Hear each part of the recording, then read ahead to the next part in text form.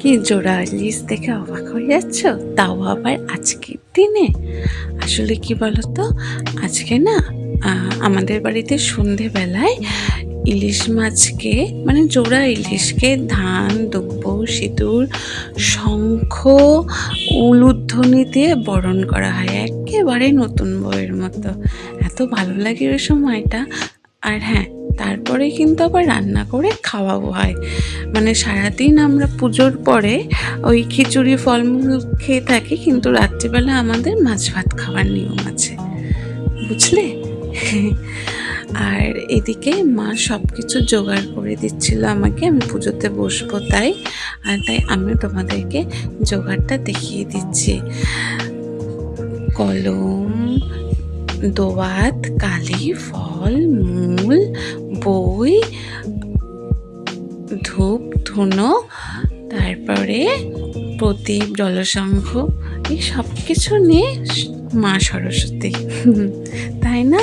বিদ্যার দেবী, বুদ্ধির দেবী, জ্ঞানের দেবী। আর মাকে এত সুন্দর দেখতে লাগছিল, আমি তো মুগ্ধ হয়ে দেখছিলাম, এত সুন্দরই লাগছিল। আর প্রদীপের আলোতে মাকে যেন আরও সুন্দর লাগছিল। দেখো কি মিষ্টি লাগছে, তাই না? আর এইদিকে আমিও হলুদ শাড়ি পরে তৈরি হয়ে নিয়েছি। যাচ্ছি কোথায় বলো তো? যাচ্ছি হচ্ছে স্কুলে। স্কুলে চলেও এসেছি। আর এই যে আলপনাগুলো দেখছো, হাতের ডান দিকে আর মাঝখানে আলপনাটা আমার করা, আর বাঁ দিকে আমার আরেকজন আছে, সে করেছে। আর মাকেও কি সুন্দর লাগছিল। এখন কিন্তু মায়ের চক্ষু দান হচ্ছিল। এই যে পঞ্চপ্রদীপ। আর এদিকে সবাই মিলে মজা করছিলাম, আড্ডা দিচ্ছিলাম। ওদিকে দেখছো দুজন বাচ্চা আবার দুলছে। সবাই যে যার মতন আনন্দ করছে। এখানে সবাই আমাকে বলছিল, এই আমার দিকে একটু ঘোরাও, আমার দিকে একটু ঘোরাও। আবার অনেকে একটু লজ্জা পায়। যাই হোক,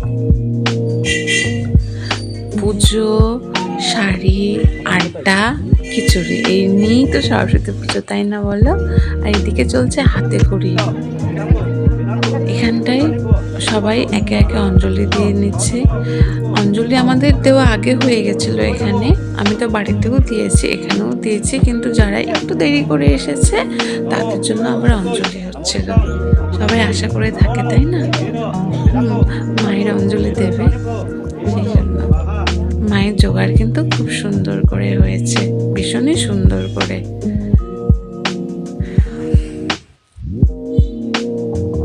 আর এই যে এখানে চলছে যজ্ঞ।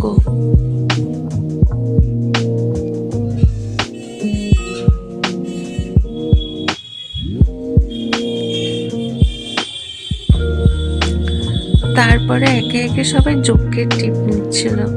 আর এদের দুজনকে দেখেছো? দেখো কি মনে হচ্ছিল দেখে, বড় বউ, মানে রিসেপশনের।